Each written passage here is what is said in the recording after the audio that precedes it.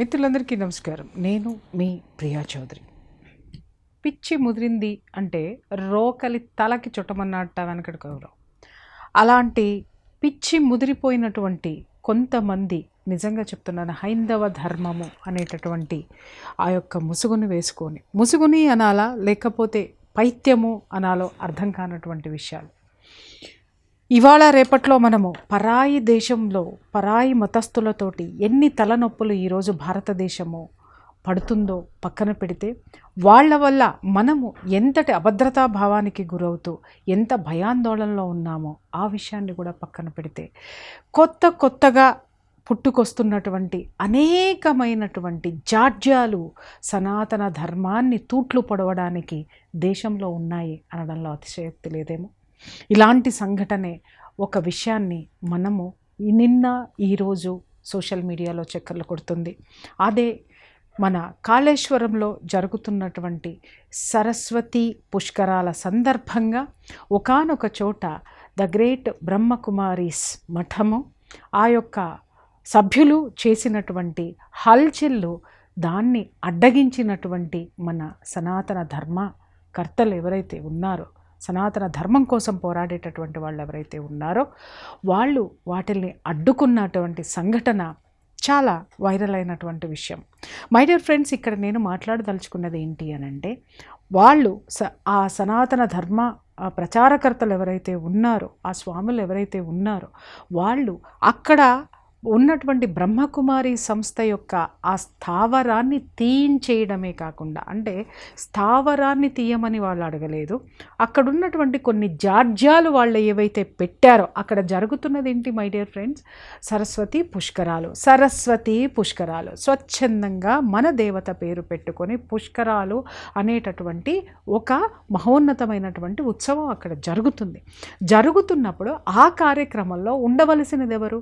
మన సనాతన ధర్మానికి సంబంధించినటువంటి దేవీ దేవతలు, వాళ్ళకి సంబంధించినటువంటి ఆ యొక్క భక్తులు, అలాగే అందుకు సంబంధించినటువంటి ప్రచారము, దానికి సంబంధించినటువంటి ఆ యొక్క ప్రచార ప్రవచనాలు అవి ఉండాలి తప్ప, అక్కడ చూసితే అందరి దేవుళ్ళని పెట్టుకొని వచ్చి ఇతర మతస్థుల యొక్క దేవుళ్ళను కూడా మనము సరస్వతి పుష్కరాలు అని ఏదైతే ప్రత్యేకించి మనం పెట్టుకున్నామో అక్కడ తీసుకొచ్చి పెట్టడంలో ఇక్కడ తప్పే లేదు, దాన్ని తప్పు అని కూడా నేను అనను. అయితే కింద నేను కామెంట్స్ చదివాను, ఆ యొక్క ఎవరైతే మన యొక్క స్వాములు ఉన్నారో వాళ్ళందరూ వాళ్ళ యొక్క ఆ యాటిట్యూడ్ని అడ్డుకొని, వాళ్ళు అక్కడ చేసేటటువంటి ఆ ప్రచారాన్ని అడ్డుకోవడం జరిగింది. అడ్డుకున్న తర్వాత వాళ్ళు, అందులో ఉన్నటువంటి ఒక స్వామీజీ వాళ్ళకి చాలా క్లియర్గా చెప్పారు. ఏంటి అనంటే, ఇది ఏమిటమ్మా మీరు ఏం మాట్లాడుతున్నారు, మా యొక్క సనాతన ధర్మానికి సంబంధించినటువంటి ఆ యొక్క ప్రచారం ఏదైతే ఉందో, ధర్మానికి సంబంధించినటువంటి సూత్రాలు ఏవైతే ఉన్నాయో వాటిల్ని యథాతథంగా గ్రంథాల్లో ఏమున్నాయో అది ప్రచారం చేయాలే తప్ప సొంత పైత్యాన్ని ప్రచారం చేస్తూ మీరు ఇక్కడికి వచ్చి సనాతన ధర్మానికి ఇబ్బంది కలిగించేటటువంటి, అడ్డుకునేటటువంటి ప్రయత్నం చెయ్యొద్దు అని అక్కడ ఉన్నటువంటి స్వాములందరూ కూడా స్పష్టంగా చెప్పటం అనేది జరిగింది.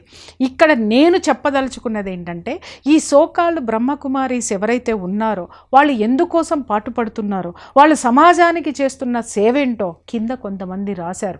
వీళ్ళ వల్ల సమాజం బాగుపడుతుంది, సమాజం జాగృతమవుతుందని. అలాంటి వాళ్ళకే నేను చెప్తున్నా, సమాజం ఏమి జాగృతమైందండి? వాళ్ళ వల్ల ఏమి జాగృతమైంది? రాసే కామెంట్ పెట్టే వాళ్ళకి కొంచెమన్నా బుర్ర బుద్ధి జ్ఞానం ఏమన్నా ఉందా? నాకు అర్థం కాక అడుగుతాను. ఆ బ్రహ్మకుమారీస్లో ఉన్నటువంటి ఆ సిస్టమ్ ఏంటో ఎవరికైనా అర్థమవుతుందా? ఏమండి, భార్య భర్తను ఏమని పిలుస్తుందండి? ఏమండి అని పిలుస్తుంది. కొండొకచో సాన్నిహిత్యం ఎక్కువ ఉన్న చోట ఇవాళ మోడర్న్ దీంట్లో అభ్యుదయమైనటువంటి జీవన శైలిలో ఉన్నటువంటి వాళ్ళు పేరు పెట్టి పిలుచుకుంటారు. అవునా అండి? భార్యాభర్తలకి భర్త అనేటటువంటి ఆ యొక్క బంధానికి కొన్ని ఇవి ఉన్నాయి. అంటే ఏమున్నాయి? ఆ బంధానికి సంబంధించినటువంటి కొన్ని, ఆ జీవన విధానానికి సంబంధించినటువంటివి కొన్ని ఉంటాయి.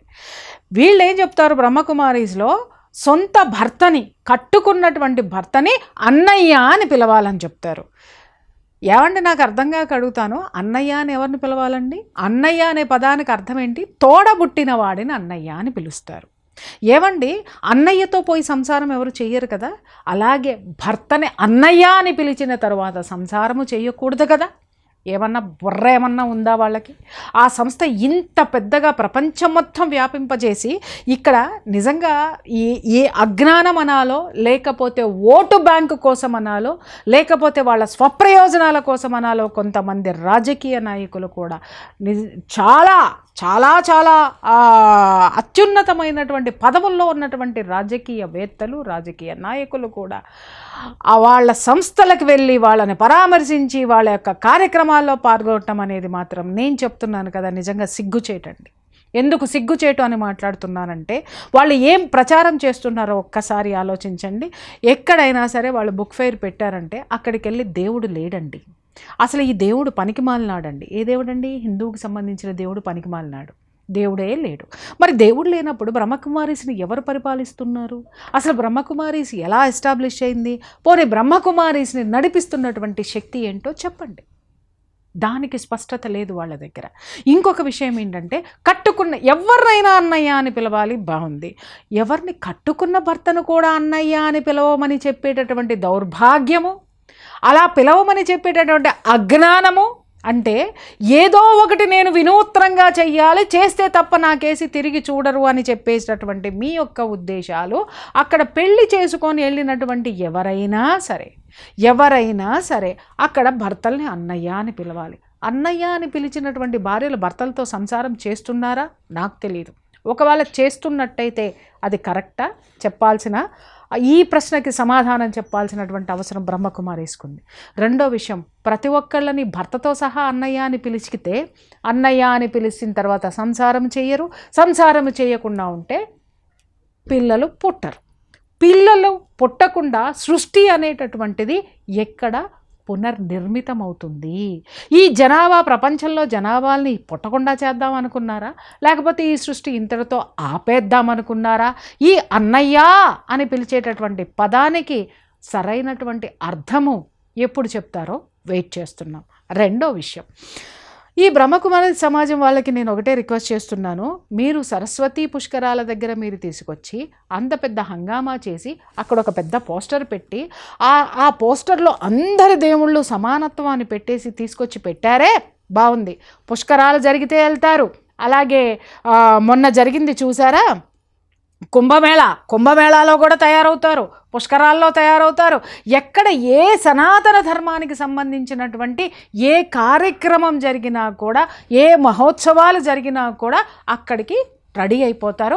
అక్కడ మీ టెంట్ పాతేస్తారు. నేను అడుగుతున్నాను, ఇక్కడ ఈ సరస్వతీ పుష్కరాల దగ్గర మీరు పెట్టారే పోస్టరు, అల్లా, తర్వాత జీసస్, తర్వాత ఇంకొకళ్ళు అందరినీ పెట్టి ఒక పోస్టర్ పెట్టారే, మరి ఈ పోస్టర్లు ఈ యొక్క టెంటులు, అంటే ఈ యొక్క వీళ్ళు వేసేటటువంటి ఈ గుడిసెలు ఏవైతే ఉన్నాయో వీటిల్ని తీసుకొని వెళ్ళి అవేడో సభలు పెడతారు చూడండి, ప్రచార సభలు. ఏంటండి అవి? స్వస్థత సువార్త మహాసభల్లో ఎక్కడ ఎందుకు కనిపించవండి? అలాగే దర్గాల దగ్గర ఎందుకు కనిపించవండి? అలాగే మస్జిద్దుల్లో ఎందుకు కనిపించవండి? ప్రార్థనా మందిరాల దగ్గర ఎందుకు కనిపించవండి? సనాతన ధర్మం ఒకటే తేలిగ్గా దొరికిందా? అక్కడ పిచ్చోళ్ళు ఉన్నారు కాబట్టి మీరు బ్రెయిన్ వాష్ చేసేసి వాళ్ళని నాశనం చేయడానికి పుట్టుకొచ్చినటువంటి ఒక కలుపు మొక్క ఈ బ్రహ్మకుమారీస్.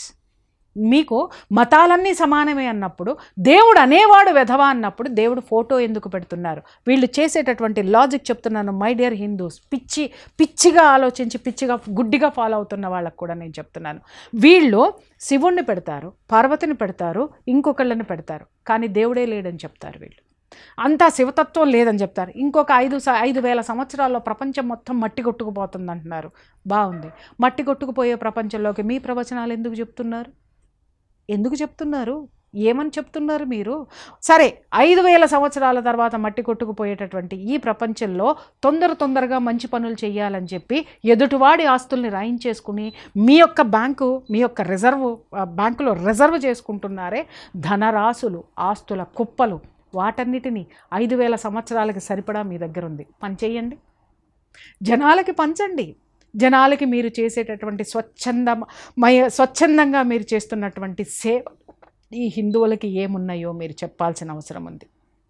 అలాగే తెల్ల చీరలు కట్టుకొని కూర్చుంటున్నారు. నా సనాతన ధర్మం ఏంటండి? ఒక బొట్టు, ఒక కుంకుమ, ఒక పువ్వులు, ఒక గాజులు. తెల్ల చీర ఎవరు కట్టుకుంటారు? ఆయన స్వామీజీ ఎంత పద్ధతిగా అడిగారు, ఎంత స్పష్టంగా అడిగారు. తెల్ల చీర ఎవరండి కట్టుకుంటారు? హైందవ ధర్మంలో, సనాతన ధర్మంలో తెల్ల చీర ఎవరు కట్టుకుంటారు? గంగా భాగీరథి సమానులు కట్టుకుంటారు, విధవలు కట్టుకుంటారు. అంటే వాళ్ళకి పసుపు కుంకుమ లేని వాళ్ళు కట్టుకుంటారు. భర్తని కోల్పోయినటువంటి స్త్రీకి కడతారు. అలాంటివి తెల్ల బట్టలు మీరు ప్రతి ఒక్క పుణ్య స్త్రీకి కట్టేసి నా సనాతన ధర్మంలో ఉన్నటువంటి ఆచారాలను కాలరాస్తూ అదే దేవుణ్ణి పెట్టి, మై డియర్ ఫ్రెండ్స్, నేను మీకు ప్రత్యేకించి నేను చెప్తున్నాను, హిందూ దేవుడి బొమ్మ ఉంటేనే బొమ్మ పెట్టి హిందువుల్ని లోపలికి లాగుతున్నారు.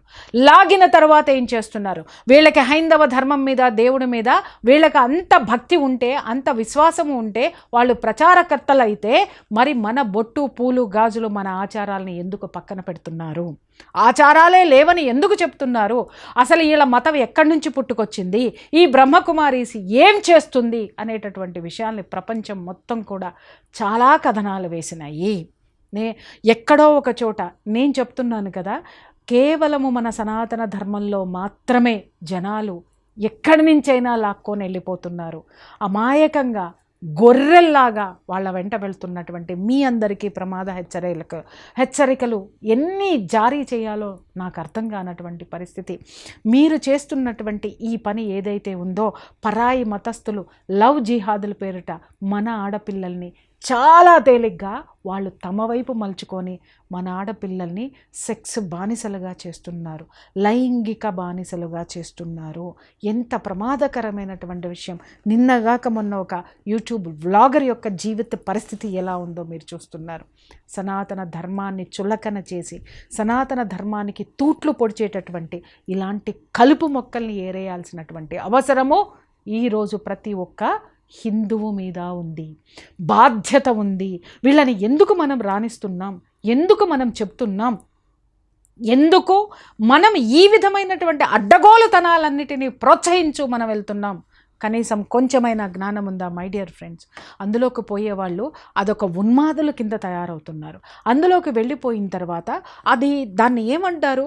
ఒక బ్రెయిన్ వాష్. ఎంత భయంకరంగా బ్రెయిన్ వాష్ జరుగుతుందంటే దాంట్లోకి వెళ్ళిన తర్వాత కట్టుకున్న భర్తను అన్న అని పిలవడం ఏంటండి? అన్నయ్య అని పిలిచిన తర్వాత వాడితో కాపురం చేస్తారా అండి? ఒకవేళ వాడితో కాపురం వీళ్ళు చేయిస్తున్నట్టయితే కనుక ఆ మతాన్ని ఏమందామండి? ఆ సంస్థని ఏమందామండి? ఇలాంటివి నీతిమాలినటువంటి నీచమైనటువంటి కుతంత్ర కుహనా మేధావులు ఎవరైతే కొంతమంది దాంట్లో కూర్చొని వీటిని నడుపుతున్నారో, అలాగే మై డియర్ ఫ్రెండ్స్, ప్రతి ఒక్కళ్ళకి కూడా ఈ ప్రపంచంలో వాళ్ళు ప్రచారం చేయడానికి మన హిందూ ధర్మంలో ఉన్నటువంటి వాటిల్నే మూల సూత్రాలనే వీళ్ళు తీసుకుని ఫాలో అవుతున్నారు. వాళ్ళు చూడండి ఎంత చక్కగా సంస్కృతంలో వేదాల గురించి చెప్తారో, వేదానికి అర్థం చెప్తారో. ఆ అర్థం ఎలా ఉంటుందో చెప్పమంటారండి? ఆ వేదాలకు అర్థం సామాన్యులకు తెలియదు. ఎందుకనంటే నాలాంటి వాళ్ళకు కూడా ఏదో కొద్దో గొప్పో తెలుసు. ఎందుకంటే వాడి జోలికి మనం వెళ్ళలేదు. మన హిందువులు చేసినటువంటి పెద్ద పొరపాటు, మన స్కూల్లో చదువుతున్నటువంటి పిల్లల దగ్గర నుంచి మన వేదాల గురించి మనం ఎందుకు చెప్పమండి? మన పురాణాల గురించి మనం ఎందుకు చెప్పమండి? మన యొక్క హైందవ ధర్మం గురించి మనం ఎందుకు చెప్పమండి? చెప్పం. ఎందుకంటే ఏ స్కూలు దాన్ని అలౌ చేయదు. ఎందుకంటే ఆ స్కూల్లో 75% హిందువుల పిల్లలు ఉంటారు. కేవలం 25% మాత్రమే ఇతర మతస్థులు ఉంటారు. ఆ 25% యొక్క మతస్థుల మనోభావాలు దెబ్బతింటాయని 75% అవమానిస్తున్నటువంటి ఈ విద్యాలయాల్లో జరుగుతున్నటువంటి హిందూ ధర్మానికి జరుగుతున్నటువంటిది, హిందూ జాతికి జరుగుతున్నటువంటి అన్యాయం గురించి కూడా ఈరోజు మనం ఒక వేదిక మీద మాట్లాడాల్సినటువంటి అవసరం ఉంది. ఇలా మాట్లాడుకుంటూ పోతే మై డియర్ ఫ్రెండ్స్ ఎన్ని ఉన్నాయో. ఇలాంటివి నువ్వు ఎదుర్కోకపోతే, హిందువు అయ్యుండి నీకు ఏమీ తెలియకపోయినా ఒక్కటి మాత్రం తెలుసు, నీ ధర్మం గొప్పదని.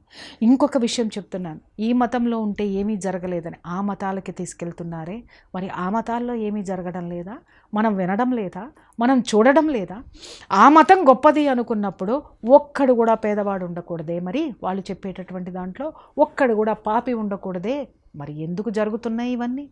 చెప్పేటటువంటి వాళ్ళే ఎన్ని పాపాలు చేస్తున్నారో మనం చూస్తున్నా, దాంట్లోకి వెళ్ళి మనం కూడా వెళ్ళినటువంటి వాళ్ళను కూడా ఒక ఉన్మాదిగా తయారు చేసేటటువంటి అసాంఘిక చర్య, అనైతిక చర్య, అలాగే ప్రకృతి విరుద్ధమైనటువంటి చర్యలు అక్కడ ఏం జరుగుతున్నాయి అనేటటువంటిది మనం ఇంకా ఇంకా ప్రచారం చేయాల్సినటువంటి బాధ్యత ప్రతి ఒక్క హిందూ ప్రచారకర్త మీద ఉంది, ప్రతి ఒక్క హిందువు మీద ఉంది, హిందూ సంఘాల మీద కూడా ఉంది అనేదే నేను ఈ విధంగా ఇది వేదికగా, రాజ్ న్యూస్ వేదికగా నేను మీకు చెప్తున్నాను. మై డియర్ ఫ్రెండ్స్, దయచేసి ఆలోచించండి. మనం హిందూ మతం అని కొట్టుకుంటున్నాం, కానీ ఇక్కడ ఈ బ్రహ్మకుమారీలు ఎవరైతే ఉన్నారో దాంట్లో ఉన్నటువంటి వ్యక్తులు భర్తలతోటి కాపురం చేయకూడదు, కానీ వాళ్ళకి పిల్లలు పుడతారు. వాళ్ళకి పెళ్ళిళ్ళు కావు, వాళ్ళు కుమారీలే, కానీ వాళ్ళకి పిల్లలు పుడతారు. ఇవన్నీ వాస్తవాలా కాదా చెప్పండి? ఇలాంటి అనైతికమైనటువంటి వ్యవహారాల్ని ప్రోత్సహిస్తున్నటువంటి ఇలాంటి సంస్థల్ని మనం ఏం చెయ్యాలి? ప్రశ్నించకుండా ఎన్నాళ్ళని నోరు మూసుకుని కూర్చుందాం? అరే, హైందవ ధర్మం అంటే నోరు మూసుకోవడం కాదురా నాయనా, ఏ విధమైనటువంటి నాగరికతని ఏర్పరిచినటువంటి అధునాతనమైనటువంటి జీవన శైలి కలిగినటువంటి గొప్ప శక్తివంతమైనటువంటి ధర్మం మనది. మన ధర్మంలో ఉన్న ప్రతి ఒక్కడు యోధుడే, ప్రతి ఒక్కడు వీరుడే. మన హైందవ ధర్మం గురించి మన పురాణాల్లో ఉన్నటువంటి శ్రీకృష్ణుడు, శ్రీరాముడు, అమ్మవారు, కనకదుర్గమ్మ, పరమేశ్వరుడు దుష్ట శిక్ష రక్షణ కోసం పుట్టిందే మన ధర్మం తప్ప పరాయి ధర్మాలను ఆదరిస్తూ మన ధర్మాన్ని సమాధి చేసుకోవడానికి కోసము మనం పుట్టలేదు. ఎవరు చెప్పారు? ధర్మో రక్షతి రక్షితః. ధర్మాన్ని రక్షిస్తే అది మనల్ని రక్షిస్తుంది. అలాగే ధర్మహింస తదైవచ. ఇలాంటి పుట్టగొడుగుల్లాంటి విషపు కలుపు మొక్కలు పెరుగుతుంటే పీకి పడేయమని కూడా మన ధర్మం నిర్మోహమాటంగా చెప్పింది. అందుకే చెప్తున్నాను, మేరా భారత్ మహాన్. దయచేసి ప్రతి ఒక్క హిందువు కూడా నీ ధర్మం గురించి తెలుసుకోండి. ధర్మ ప్రచారకర్తలకు కూడా నేను చెప్తున్నాను, హిందూ ధర్మ ప్రచారకర్తలకి ముందు ఎదుటివాడిని విమర్శించడం మానేసి మన ధర్మం ఎంత గొప్పదో చెప్పండి, మన పురాణాల్లో ఏముందో చెప్పండి.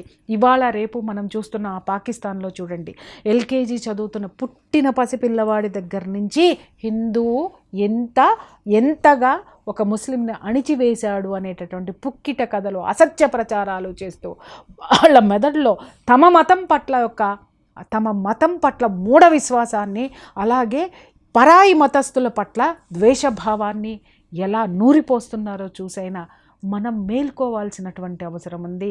ప్రతి ఒక్క తల్లికి వాళ్ళ బిడ్డను ఎత్తుకొని తిరగడానికే ఓపిక లేదు, ఇంకా పురాణాలు ఎక్కడ చెప్తుంది?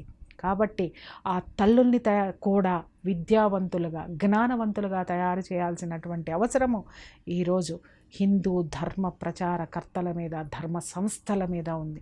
దయచేసి విమర్శించడాన్ని మనం ఎంతైతే పరాయి మతస్థుల్ని వాళ్ళు చేసేటటువంటి అరాచకాలని ఎండగడుతున్నామో అదే విధంగా అదే శాతంతో అంతకు మించి రెట్టించినటువంటి సమయాన్ని మన ధర్మాన్ని ప్రచారం చేయడానికి మీరందరూ వినియోగిస్తారని చెప్పి మనసా వాచన కోరుకుంటూ జై హింద్.